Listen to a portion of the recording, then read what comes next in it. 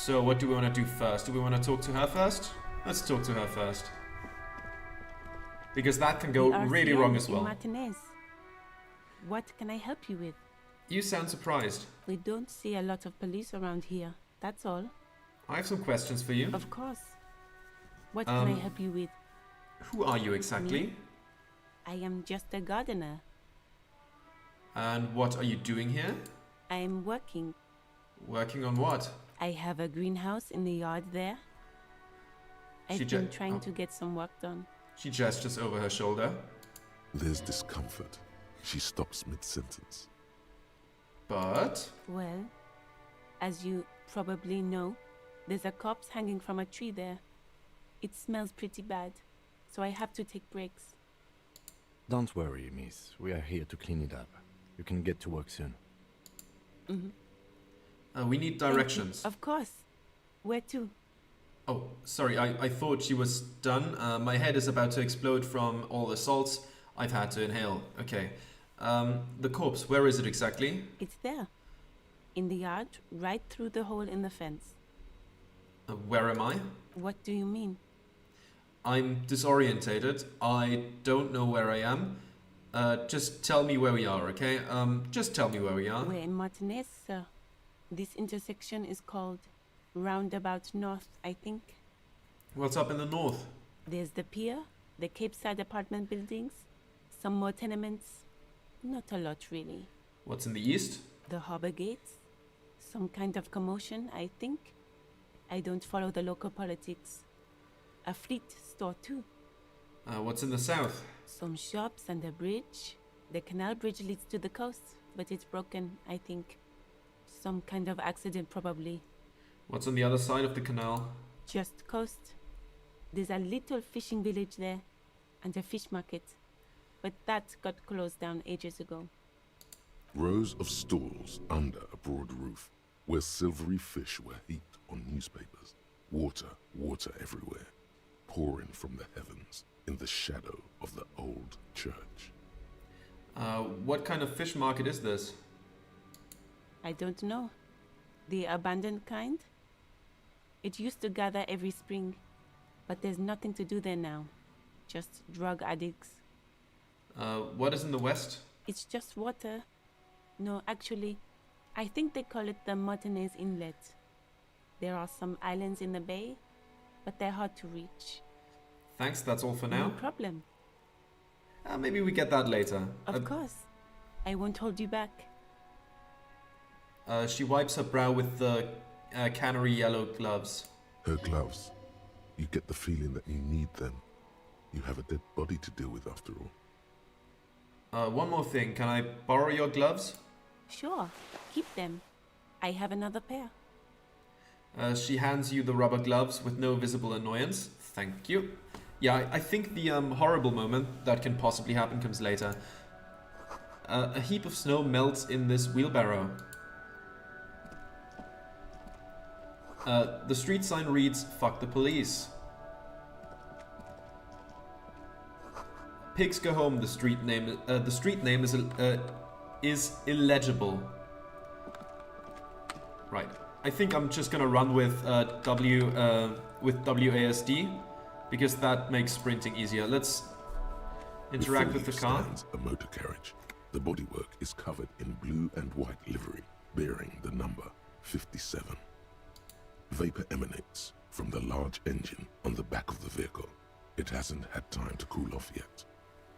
This must be the infernal machine that tore you from oblivion. Let's open the door. In the cabin, you are welcomed by a set of steering levers, a radio microphone on a hook, a pull-out toolbox under the seat, and the soft glow of the fuel preheater gauge. Let's pick up the radio first. The frequency tableau lights up, and a green button labeled Prime Line glows like a feline eye. And then you hear something. The soft purr of electrical kittens, radio waves cast far and wide over the metropolis. A woman's voice greets you through the static. This is Precinct 57. Hello, Lieutenant. How may I assist you? Hello, Alice. Please assist our colleague from the 41st precinct here. I'm putting him on. Come in, dispatch, come in, dispatch. Come in, Delta 10, this is Firewalker, copy. Hi, Alice, this is the officer from the 41st Precinct speaking. Nice to meet you. Let's go with the Firewalker. This is Officer Alice Demetri, Precinct 57. How may I assist you? You could swear she was friendlier with the lieutenant. Could you connect me to the 41st Precinct? I have something I need to report. I need you to connect me to a civilian, a Sylvie. She may have reported a murder. Let's go with the first one. Just a second, officer. She puts you on hold, the static crackling softly like a bonfire. After a while you hear an old man greeting you from the radio. His rattly voice is oddly familiar. 10-2, 10-5. This is 41st. Come in. Over. A scrawny old man sits in a dusty cubicle, smoking, with a large white rectangle sewn on his vest. In front of him is a box-shaped apparatus with an array of wires and antennas. The radio switchboard. Hi, this is me here. I work at your station. 10-4. What's your status? Over. My status, it's not good. It's not good. 10-18. 10-20. Over. Can you repeat that? Please just talk human to me. These numbers mean nothing to me. I'll go with the second one. State your message, sir. Over. I need to report my badge missing. But you said... never mind. He shakes his head. 10-9. Repeat message. Over. My badge, I cannot find it anywhere. It's gone. 10-4. Message received.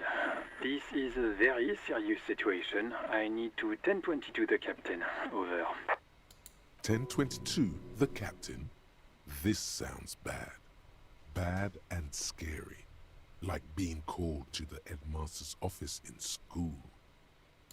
Is it him? What does he want? Says he lost his badge and needs to report it. He what? He lost his badge? Hey, who is this? Say nothing. Hey, who is this? This is Communication Officer Jules Pidieux, sir. Over. No, the other one. You mean your partner? Over. What is he saying? He's asking who you are. I'm his goddamn partner. It's your partner, Satellite Officer Wittmar, sir. Over. Did he lose his memory along with his fucking badge? The man in the background sounds like he's losing his patience. Who lost his badge? Dick fucking Mullen. Who do you think? It's Officer Dick Mullen from the bestseller Dick Mullen and the Lost Identity. He says, fighting off laughter. Dick Mullen is not your name. It's the name of a fictional detective who would not lose his badge. Defend yourself. Immediately. They're laughing at you. Come on, operator, tell him to stop. This is serious. Haha, officer has lost his badge. Haha, like I'm the first cop to ever misplace his badge. Can we just move on? I want to get it reported and be done with it. Let's go with the mock laughing because that seems a little more,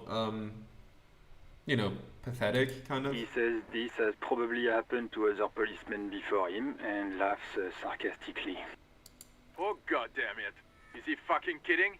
The whole station's gonna be dicked for this. Satellite Officer Wittmar is wondering if you might be joking and adds that this tarnishes the reputation of the entire station. Over. Mullen dicked us. Come on, operator, tell them to stop. This is serious. He's asking you to stop, says this is serious. Of course it's serious. He lost his fucking badge. Satellite Officer Wittmar concurs, losing your badge is serious. Over. Can we just move on? I want to get it reported and be done with it. 10-4, I hear you, officer. I'm just going to make a note here that you are in pursuit of your misplaced badge. Over. Fuck me. Mac, come here. You've got to hear this. Dick Mullen lost his badge. What's going on? Super Cop here lost his badge. He lost his what now? His badge. He lost his goddamn fucking badge. Could you all please just stop saying lost his badge for a moment? Enough with this now, I have other things to discuss. Let's just feed into the horrible atmosphere that's building up right now. He asks you to please stop saying he lost his badge. Why? Did he find it? The room at the other end of the line erupts in volcanic laughter. Sergeant Orson was wondering if you found your badge yet. Over. You don't have a comeback. Sorry. It's hard to think like this. He's not replying.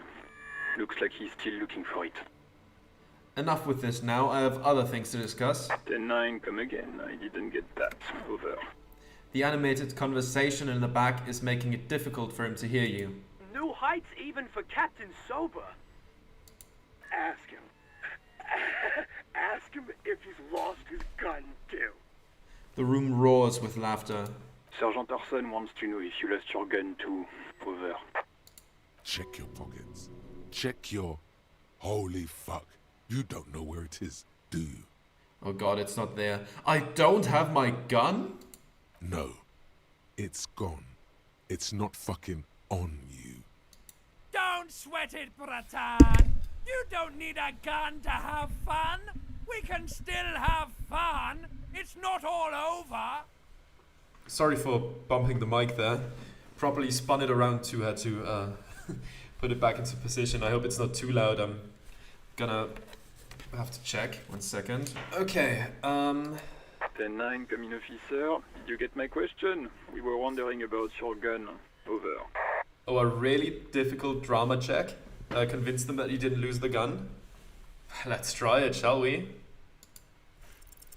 Even before you can get the words out, everything gets scrambled in your brain. No, of course I didn't lose my fun. Gun, fuck it, I didn't lose my gun. He says he didn't lose his gun. Or his fun, whatever that means. Ask him to describe it. His gun. Not his fun. Just the gun will do. Okay. Satellite Officer McLean requests a description of your weapon. Over. The fuck do you need a gun for? Look at the pythons on your arms. You are a gun. The biggest one in the world. Oh, request a description, huh? We'll give him one. Describe the Blaasma gun. For starters, it's massive, got flared cooling vents along the front and hydrogen flasks sticking out too. I whisper to the lieutenant, Kim, what are you packing? It's a gun, what can I say? A regular goddamn murder weapon. You know how they are, bang bang. Trick question, I'm a martial artist. My entire body is one big gun. Look, I don't have it, alright? I don't have my gun. Let's go with the Blaasma gun then. 10-9, come again, please. Over. It's got a magnetic accelerator, an arc that accelerates the energized ball of periwinkle blue hydrogen-based plasma to near light speed. I'm going to need to put you on speaker for a second. Over. In contact, it detonates with the power of a dying star, erasing every living thing from existence. Oh, and did I mention that it's dripping with sexy blue plasma? The officer is describing his genitalia in exaggerated terms. Over. Host in heaven. Did he lose his gun and his mind? Where's my cursor? There it is. Dear God, he lost his gun? Oh my, I can't. The man succumbs to laughter again. This isn't really a laughing matter. Mac can face a giant of Coco Nur by himself, but Disco here made him piss his pants. Oh, I can't. Fuck. He lost his... Ask him if he still got his wiener. Oh, man. I'm not going to. Ask him. Sergeant Orson here is wondering if you are still in possession of your genitalia. Over. Now is a good time to say fuck and ass and so on. That'll make this all right. Yes, I lost my wiener too. Just lay off, okay? I left it at his mama's after I fucked her ass all night. Tell him that. I don't need to listen to this. Firewalker out, turn off the radio. I'll go with the second one. Just escalate. Escalate every situation. That's what cops do. That's not what they should do, but that's what they do. That's a negative. Not going to say that. Over. What's he saying? Share with the class. He said he sodomized your mother. The prick ate Mama's vanilla waffles at the captain's birthday party. Some nerve he's got. Sure her vanilla waffles were the only thing he ate? Shut up, Chester. This isn't funny. This is my mom we're talking about. Tell him to apologize right now. Sergeant Orson requests that you apologize for the claims that you made about his mother. Over. Okay, tell him I'm sorry. It was just banter. I thought that's what cops do. Hey, if you don't like the fallout, maybe don't fuck with the Firewalker. Let's go with the second one. Like, he says you shouldn't have antagonized the Firewalker in the first place. Who? The disbelief in Vigmar's voice is overwhelming. Satellite Officer V. Firewalker. I'm afraid he might be referring to himself as Firewater, sir. Firewater? He's lost it. Fuck it. Tell him to find his goddamn badge and gun. That's the only thing that matters. Satellite Officer V. I heard him and I'm on it. No, I think I'm good. I think I'm good without my gun, thanks. Yeah, let's go with the second one. I'm going to report that you are in pursuit of your service weapon. Over. In pursuit of his. The man is fighting back tears. Officer, do you need further assistance? Over. I'm in dire need of financial assistance. This might sound odd, but there's personal details I'd like to discuss, and that's all for now. Let's ask for financial assistance. 10-4, I hear you. I don't have the authority to grant your request, but... What does he want now? He's asking for money. Is he fucking kidding? I don't think he is. Don't give that asshole anything. He's just gonna drink it all. Alright, that's a negative on the additional funds, sir. Over. It is paramount to the investigation that you grant me more money. Please, I'm begging you here. I don't even have a place to sleep tonight. Okay, I heard you no funds. It is paramount to the investigation. He says it's important to the case. He isn't getting a red cent. You can tell him that. Request denied, sir. Over. Nothing is working. Please, I'm begging you here. He says he's in trouble. Doesn't have a place to sleep. Well, I guess he'd better crack the case before sundown then. Vigmar said... Enough, officer. This begging is below your dignity. I don't want to be here anymore. I want to go home. Please come and get me. Listen. It's okay. You can do it, sir. Over. He seems to lower his voice a bit, carefully choosing his words. What is he saying? Did you want anything else, sir? Many of your colleagues are also here. Over. You really need to get your shit together. This is nearing a complete meltdown. I can't save in dialogue. Please, I don't want to be here. I have to... Suddenly, the necktie feels like a boa constrictor around your neck, squeezing the dear life out of you. Try to loosen its grip and... try to loosen its death grip and breathe. Hey, if you don't want to have the most intense orgasm of your life, fine, don't. The grip eases a little. What the hell is happening to me? He terminated the connection. I guess he was in a hurry. Please, I'm scared. I can't breathe. Please, help me, please. The radio falls silent and lifeless. The communications officer has disconnected the call. What was that? The It's lieutenant... okay, detective. The lieutenant asks in a soft voice, gently grabbing your shoulder. What, you've never seen a man getting a panic attack before? Try to keep breathing. We call it subterfuge in the force. Ever heard of it? Wipe away tears. I don't want to talk about it, let's just go. We call it subterfuge. We should get on with our tasks. Work always helps me center myself. Now, anything else you need from my vehicle, or...? 18 kilometers to the south, in the 41st Precinct's relay booth, a small crowd has gathered around Communication Officer Jules Oldboy Pidier, around a dozen cops. The small room is filled with cigarette smoke, abuzz with laughter, when Officer Judith Minot enters. Her left arm is in bandages, and her hair trimmed short. What is going on here? Did something happen? She asks, startled. Shaw Vigmar turns to her and says, What happened is my partner made contact. It's not good. He's lost his badge and his sidearm. He seemed confused, delirious even. He stops to think. Mac, the torso Torson, is finger-fucking his fist, laughing hoarsely and apparently telling some dirty story to his partner, Chester McLean, near the entrance. Yeah, Mullen was fucked, alright. Sounded fucking drunk to me. Yeah, Mac's right. This was some gnarly shit there.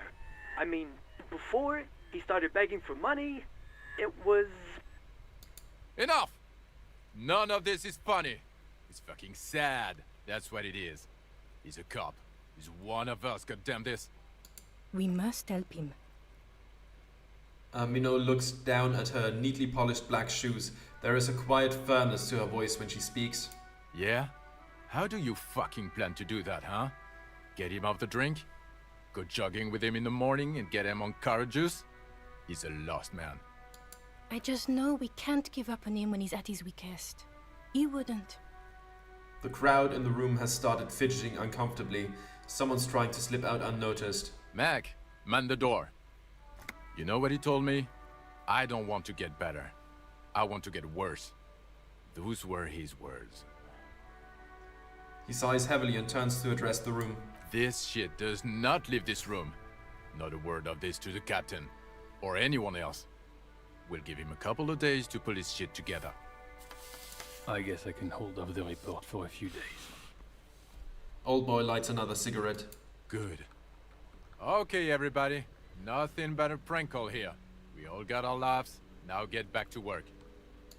Far north, on the other side of the motorway, the officer quietly hunches with his hand in the motor carriage.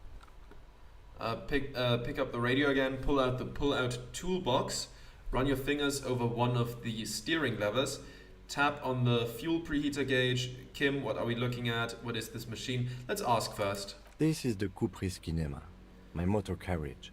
You can use the toolbox and the radio if you'd like. He nods at the cabin. Motor carriage, motor carriage. Something bad with a motor carriage. A dark lump rises in your throat.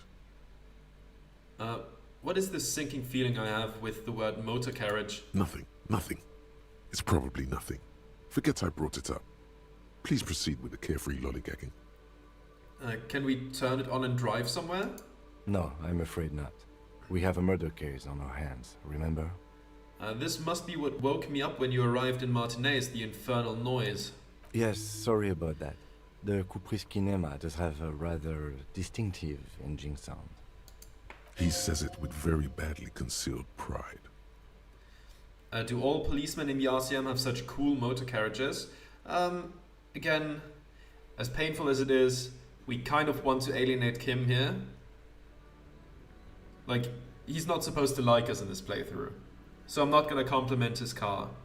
Let's look around the cabin. In the cabin, you see a set of steering levers, a radio on a hook, a pull-out toolbox, and the soft glow of the fuel preheater gauge. Let's pull out the toolbox. A metallic drawer slides out from under the seat and clicks into place. The tools inside are neatly organized.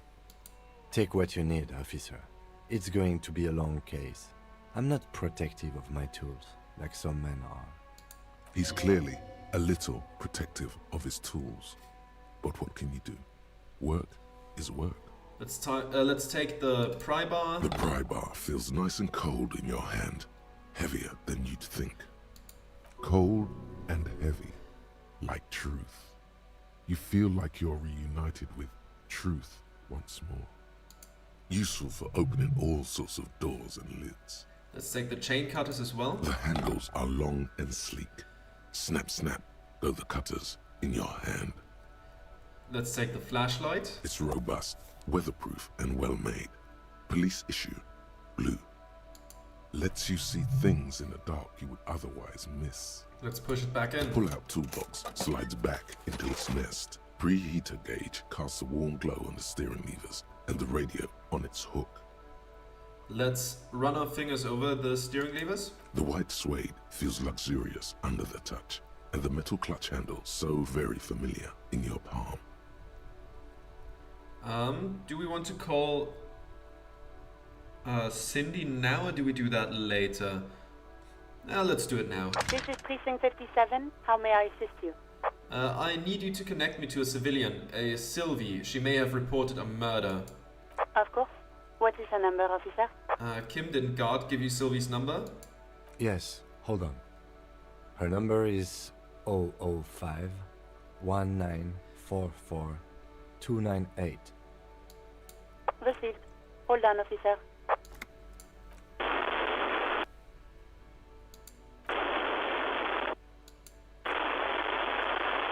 Let's slap a marching rhythm on our thighs. Give it a minute. She might be busy at the moment. Takes a bit to get to the phone.